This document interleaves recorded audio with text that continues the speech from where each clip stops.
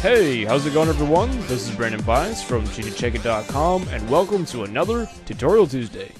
Today we're going over an effect that quite a few people have been requesting lately, and that effect is actually my desktop background, which you're looking at right now. And heck, I can't really blame you guys for wanting to know how to make this. I mean, it's freaking sexy as crap, dude. I mean, look at that engrunged awesomeness. Ugh.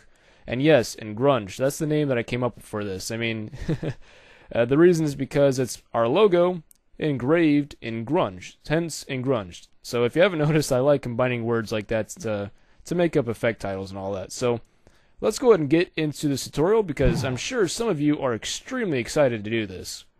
Alright, so before we actually make our new document, there are three textures that you're going to need in order to make this work. So the first texture is this grunge2.jpg, which is a grunge texture from Video Copilot's, what's it called? It's from their Riot Gear DVD.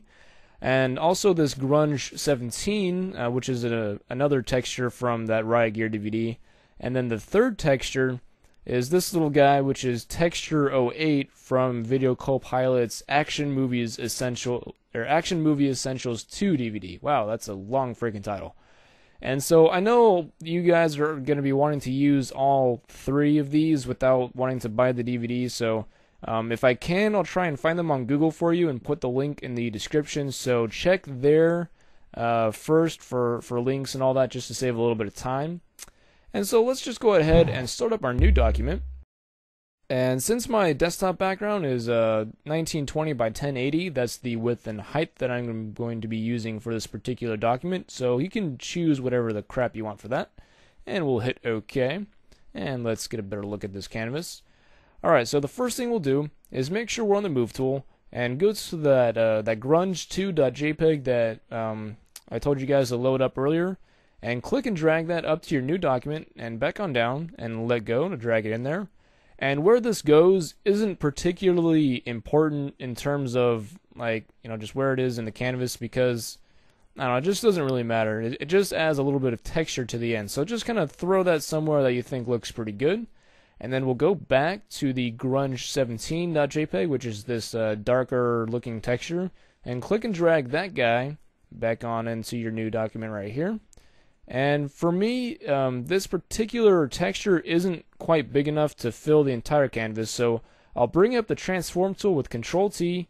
If you're on a Mac computer, that would be Command-T, and then we'll click and drag one of these corners out while holding Alt and Shift, or Option and Shift if you're on a Mac, and just size it up enough to the point where it actually fits on your entire canvas, and then hit the little check mark to commit those transformations.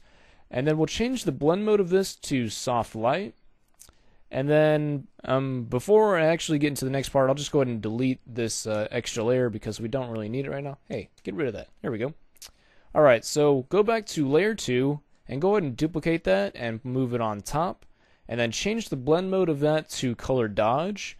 And so the purpose of these two layers is to kind of bring out all those highlights without getting rid of all those dark areas. So this dark area kind of darkens it up a little bit, or this the darker layer darkens it up, and then this copy set to color dodge brings out all those highlighted areas that you can see in the final product. There's all these highlighted areas and such, all that. Alright, so with that done, we'll go back to the texture08.jpg from Action Movies Essentials 2, and so we'll click and drag that to our document, and let go.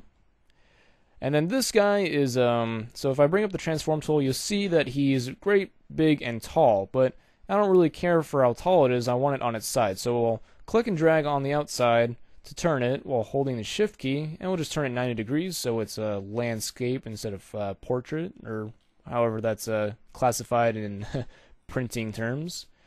And so, where you actually put this is completely up to you.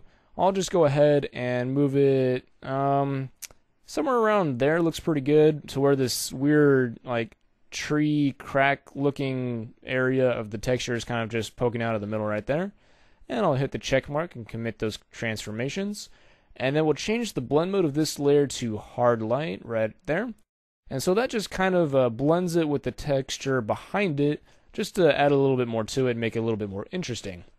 So the next step that we'll do is go ahead and add a new layer on top of all of these, And I'll actually go ahead and name this Vin for Vignette, and then we'll go to our brush tool by hitting the letter B. Make sure it's soft and really big, and make sure you have black as your foreground color, and then we'll just go ahead and very gently paint black around the edges like so. Very nice. Alright, so now with that slight vignette, go ahead and change the blend mode of that to soft light. And so a little before and after, you see that gives that nice soft vignette. I mean, this brush is getting kind of annoying, so I'll swap to my move tool up here. There we go. So now what we'll do is go back to our layer 4 and merge everything into its own layer by hitting Control Alt Shift E or Command Option Shift E if you're on a Mac. And as you can see, that kind of intensified the vignette a little bit. So go back to the vignette and tone down the opacity to 40%, like so. So now we still got that vignette, but it's still looking pretty good. Alright. So the next step is to actually go ahead and add in our logo. So let's go to layer 5, add a new layer. We'll call this logo, obviously. And then we'll go back to our brush tool, and I'll right click and I'll go to my logo brush. I teach you guys how to make our logo in a different tutorial. Feel free to look that up if you want to know how to make this logo, but otherwise just go ahead and add in your own logo. And we'll do this with white as our foreground color, and I'll size this down so it fits a little bit better. So right there, looking pretty good. And then I want to add that little bit of rotation in there, so I'll go ahead and bring up the transform tool by hitting Control T or Command T if you're on a Mac. And then up here where you see that little triangle, that's the angle of rotation. So we'll go ahead and select that and change that to negative 22.5 degrees. And then we'll go ahead and commit those transformations. And then with our move tool, we'll just put the middle of that somewhere up and to the left, so somewhere around there perhaps. And then we'll go ahead and go to the thumbnail for the logo layer and control click that or command click it if you're on a Mac. And then we'll turn off the eye on that logo layer. And then as you can see, control clicking the layer loaded it up as a selection over here. And so with that selection still on, go back to layer 5 and duplicate it with Control J or Command J if you're on a Mac. And then if you move this around, you see that it made that that selection into its own layer like so. And that's just our logo right there. And so now we're going to go ahead and add in some layer styles to this to make it pop out a little bit better. And I just kind of pasted those on there, so I'll just kind of show you what they are real fast.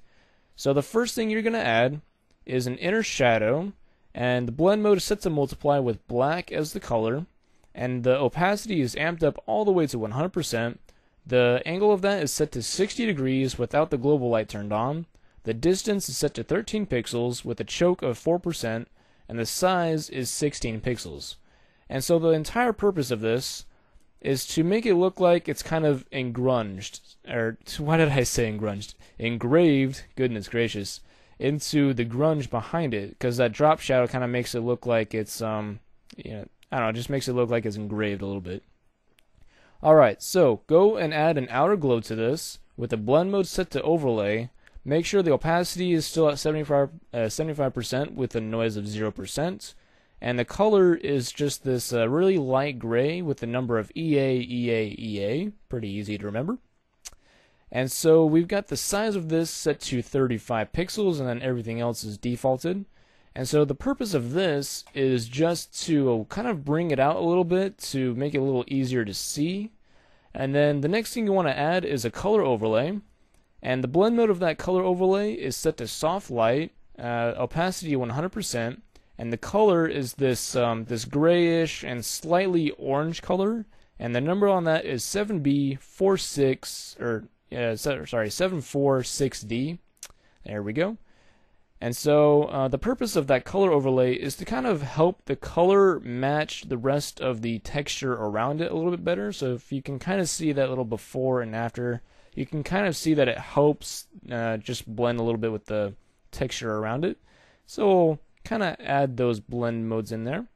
Alright, so now the logo and the texture are all set up. Now let's go ahead and make it look a little bit better with some contrasting and some coloring. So let's go to the vignette and select that, and we'll add a photo filter on top of it, and we'll set the filter color to orange. Where's that at? Right there. There we go. And so that just kind of makes everything into a slightly orange looking color. And then we'll go back, and then we'll add a levels adjustment layer, and we'll just put that off to the right to about 0.84 on the midtones, just to kind of darken everything up. And that's actually looking really good, but we want to make the logo pop out a little bit more. So go to the layer 6 with the logo on it right there. And so we'll go ahead and control click or command click the thumbnail to load it up as a selection. And then we'll go and add a levels adjustment to that. And then what we'll do with this is just bring in the white slider until it brightens it up to the point where we can see it a little bit better. So maybe not so much. So right there is looking pretty good. It just kind of helps it blend a little bit better right now, but we'll add another adjustment layer in just a second to bring it out more. So the whites on that is just set to 172, 173-ish in there. So for those of you that are following along, that's that number right there. So once again, go ahead and control click or command click the thumbnail for layer 6 to load it up as a selection. And then go back on your adjustments panel and go add a exposure adjustment. So click that. And then on the exposure, just go ahead and turn that up a little bit to about 0.31 just to brighten it up a little bit. And then on the offset, tone it down just a little bit just to kind of darken up some of those areas off to the side. That was a little too much. Let's see if I can bring that back just a little bit. Alright, that's looking way better. And then on the gamma correction, go ahead and put that off to the right as well, just to darken it just a little bit. Alright, and that's actually looking pretty good as it is. Not too shabby. So let's just quickly turn off and then turn on that exposure, just to see how it looks. And I actually think that looks pretty good. And actually, that's all there is to this particular effect. So let's just hit the F key again to go full screen, just to show you how this guy turned out.